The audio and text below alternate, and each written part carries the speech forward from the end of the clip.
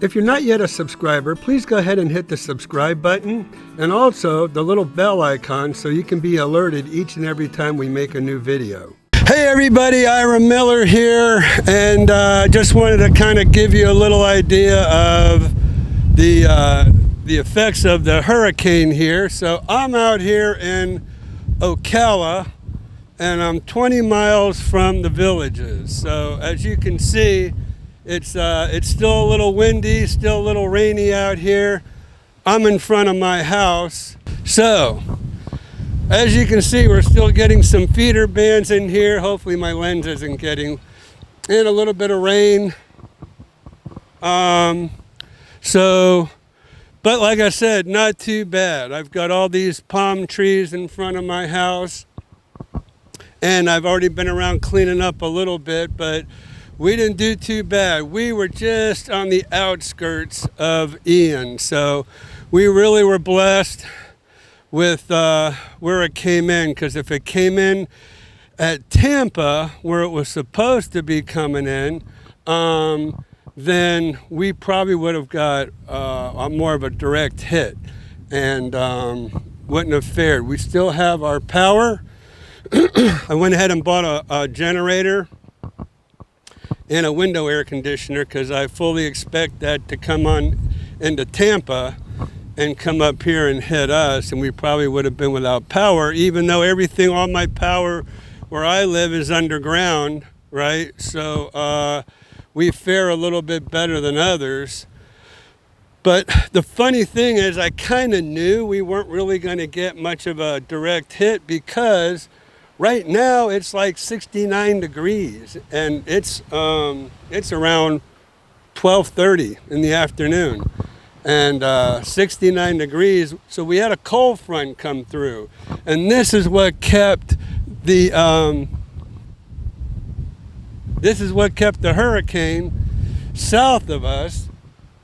Was that cold front kind of pushed it, because hurricanes like warm weather, they like warm water. This is where they generate. So when you have a cold front like that coming through, it's going to keep that hurricane, it's going to push it to the south. And so it's a little chilly out here.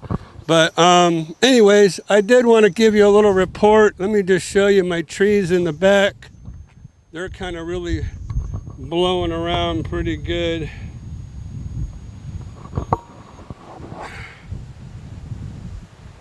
Let's see if I can zoom in.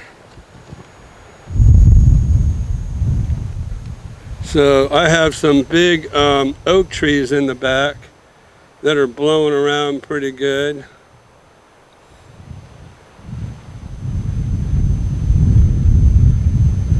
But like I said, for the most part,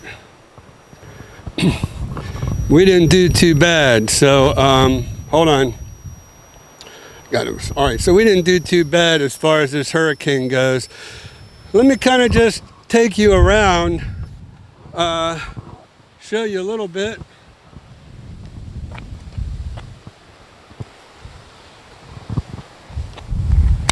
Because I'm sure you're kind of wondering what it's like being, you know, close to a hurricane or in a hurricane. These are the neighbor's trees. These are called sable palms. My sable palms are blowing around pretty good. What I did was, I was really prepared. So I do have a pool. So I emptied a bunch of water out of my pool. There's some leaves and stuff. But this hose yesterday, I emptied a lot of water out of my pool. So when I woke up this morning and I saw where the hurricane was, that it was over Orlando, and it was just skirting us here in Ocala, then I decided to go ahead and fill my pool back up. So this is my backyard. So luckily I have a well. I don't have to use city water, which we are on, oh man, this wind. So that's my pool, and over there I had to run the hose and get everything working. We pretty much took all the light stuff off the pool deck and just put it here underneath the lanai. A lot of junk came down on the screen.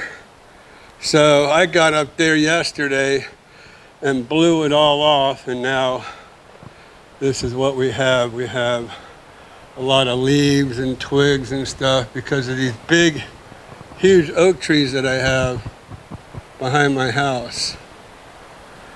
So there you go. That's just a little report on how I fared.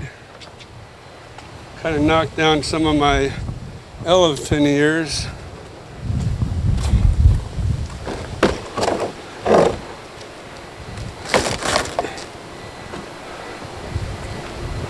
Got my car covered up. I have to keep it outside of a 3-car garage, but I've got all my lawn equipment and stuff. I like to do my own lawn, but there you go. So that's about it. I mean, you can see the neighbor's lawn. I've already picked my lawn up, but just a few little twigs and stuff in the neighbor's yard, and so not too bad. So if any of you were wondering how I did in this hurricane, and thankfully we're towards the end of hurricane season, and like I said, this cold front really kind of pushed this hurricane south, and now it's kind of going into the Atlantic, and then it's going to go up. And so they don't really expect it to be more than like a Cat 1 when it gets into the Carolinas. So my brother lives in Columbia, South Carolina, so he and I have been texting back and forth. He was wondering how I was doing, and I said, well, I'm sending Ian your way, so be prepared. And it looks like he'll probably get exactly what we got, not much. But there you go. So that's it. Just wanted to report to you because I'm sure a lot of you were curious as to, how we made out here, and, continue to still get some of the winds and the feeder bands and a little bit of rain. I thought I'd jump out here while it wasn't raining and give you all a report. So thanks for watching. This is what we go through in Florida. It is what it is. I mean, we would rather kind of just dodge hurricanes here rather than endure snow for months and months on end. I know the poor people, our hearts are with the people in Fort Myers and Punta Gorda and Naples where they got hit. I mean, that's a total tragedy. Just remember, it's not so much the winds and the rain that get you, but it's that tidal surge. And when you get that tidal surge from a hurricane and you have water, as they had water over 6 feet, 7 feet high come in and flood everything, it's like a tsunami. I mean, you have to kind of equate it to a tidal wave, to a tsunami coming in. That's pretty much exactly what it is, and you have to treat it as such. And so when you live in Florida, if you're on the coast, you have to be aware of that, and you have to evacuate. So I understand there's hundreds of people, and like I said, my heart goes out to them. We know people who live down in that area, and it's horrible, it's tragic, and this is kind of why I live here in the central part of Florida. I heard on the news they were saying, well, where in Florida can you go, you know, to be safe, to get, you know, to get out of the way of the hurricane? Well, you know, even like when we take a direct hit, it hit the coast as a Cat 4. And then when it got to Orlando, it was pretty much a tropical storm and minimal damage. So this is actually the evacuation center here in Ocala to Gainesville. Is pretty much the evacuation center for Florida, because when those hurricanes do come, I mean, this is the least likely area to get affected by a hurricane, right here in this area. And when we do, you know, thankfully the damage is minimal, and that's why a lot of us love this area of Florida. And that's why the Villages is such a great area as well, you know, because it's kind of insulated from tragedy, floods, and stuff like that. So, so just a little advice. If you're thinking about moving to Florida, this is kind of the best place to be. If you're worried about hurricanes, you want to minimize your effect for hurricanes, this is probably the place to be. Even when we had 3 hurricanes in 2004, they were saying Ian pretty much followed the same track as, well, it came on shore, the same area Charlie hit in 2004. Well, we had Charlie, we had Gene, and we had Francis. We had 3 hurricanes come right through this area in different areas, but always when it hit this area, it was down to a tropical storm. It wasn't your Cat 4s, your Cat 3s, or whatever. They were even predicting that Ian would be a Cat 1, possibly when it hit Orlando, but it was pretty much a tropical storm. So now, depends on how fast hurricanes move. Ian was a very slow mover, and as a slow mover, then it has a chance to die down. I think Charlie was a much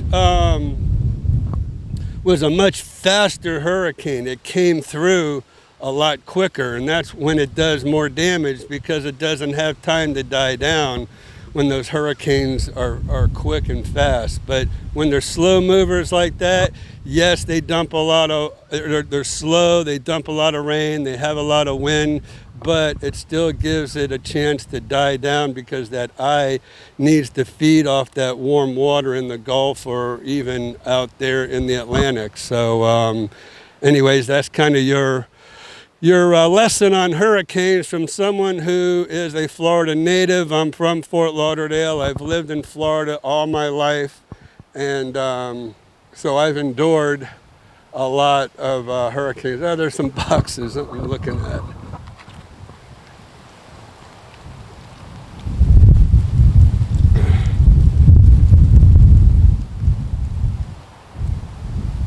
There's those boxes where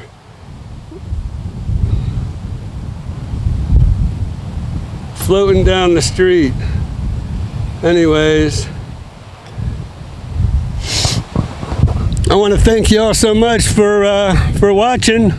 Like I said, a little lesson I would give you when I had the chance, and talk a little bit about hurricanes in Florida, in this area, my house in particular. So that's about it.